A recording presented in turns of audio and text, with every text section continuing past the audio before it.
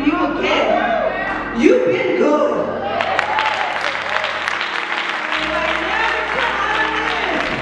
You've been awesome. You've been everything to me, and I begin to heal in my spirit. Things that I could never tell my husband, my children, my mother, friends, because I have to be the strong pillar. But you know what? We're vulnerable, and we need to let God know what we're going through.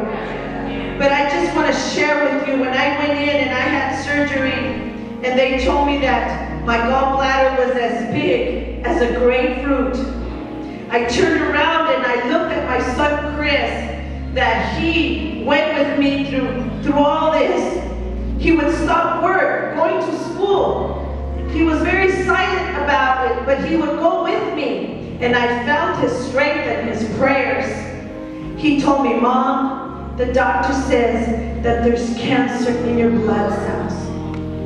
And it's type 3 cancer, stage 3 cancer.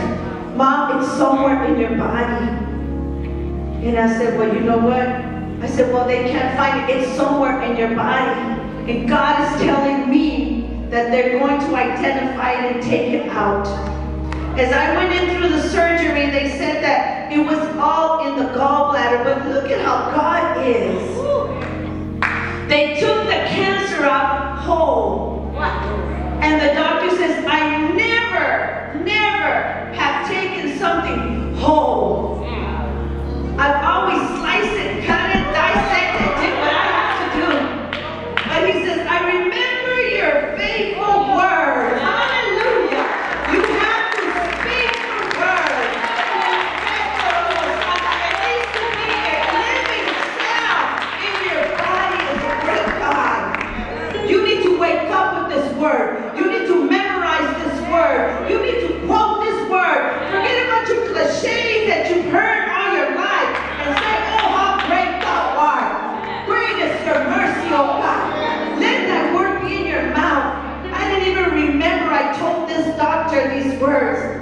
When they saw cancer in my liver walls, he says, but I can't really identify it. I said, you know what? Stop right there. God is not a God of confusion. He makes it clear. But the devil don't know who he's messing with now. I had some oil in my purse. I put that oil all over me. I said, okay, now tell me what's going on. I just blocked the news. Because greater is he that is in me than he that is in the world. And when he was operating me, he said, I took it whole. And when we cut it and we sliced it, said, ooh, look at here. There's a cancer as big as a lion, hard as could be. The vessels are not even around it. He says, oh, the devil was really confused when he tried to put this one on her. So I spoke the word. The word worked with somebody that didn't know the word. Now I have planted something, somebody that didn't know the word. How great God is. How great God is. To be able to plant something in you tonight that I have been through.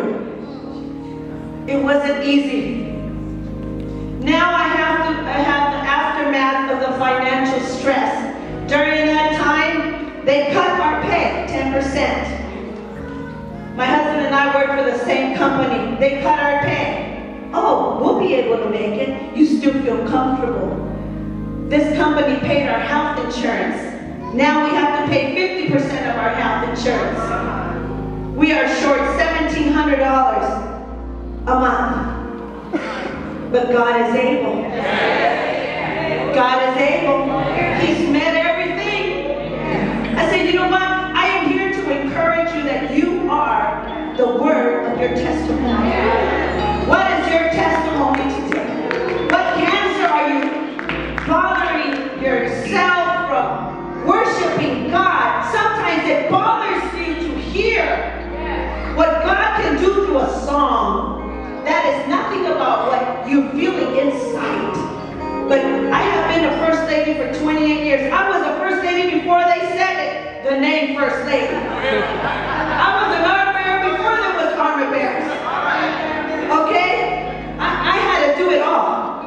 I had to close the windows of the church and open the doors. That's the kind of first lady I was. And go to law school and work full time and maybe get $25 a month from the church. And then I had to put it back in the offering to pay the lease. But you know what? Healing is important. I don't know what you need tonight, what healing you need tonight. But all I know is the praises that you give to God. And the measure that you measure your praise, He is going to measure your blessings. I am healed, healed, healed, healed. I'm just healed. And I know because I felt Him in my heart. One day we were going to go with my son Andrew and his wife and his baby to buy him clothes. They had me in a wheelchair. And my son was putting some music in the back. And it touched my heart, this song. You never know what life sent to you in trials and in tribulations.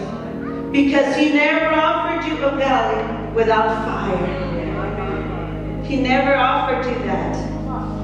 But be grateful for what you have today. I am grateful for what I have today. I am grateful that someone knocked at my door today.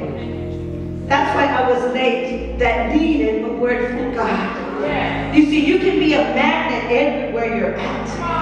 I don't know that since here today, we invited him, but this couple needed a touch from the Lord. And I was like, we gotta go, we gotta go, we gotta go. And pastor's outside. You see, a pastor is always a pastor. Always a pastor.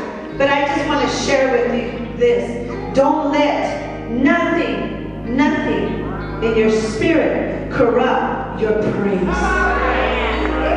Ain't no sickness that He can't heal. Ain't no child He can't turn his mind around.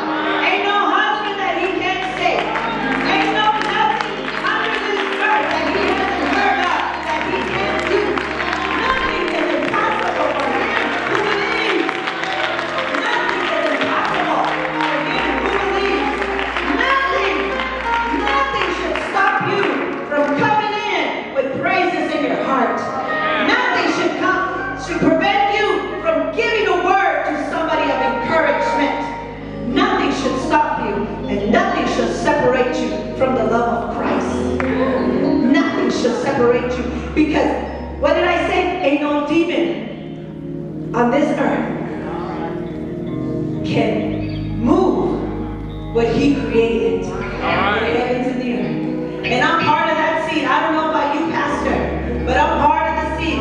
And I came here, and I know this is a prophet of God, because he didn't know I had cancer. He just knew I was having a little problem. But let me tell you, when a man of God comes to you and tells you that you're going to be all right, and that you are going to live when they have said that I'm not going to live. I know, and I'm going to believe it in church. Sometimes we've been in church so long, and we test the spirits when we've never been there. Be truthful. Be true. And it's good to test the spirit. You give me a word, it better be something that I don't know. And you better say, saith the Lord. Because I'm going to stop there. It's amazing the church I went to. There were so many words laying around and nobody ever gave me a word. I said, I feel rejected. Nobody gives me a word. I wonder why. They would try to give me a word in the parking lot, parking lot preachers. But I would give them a word.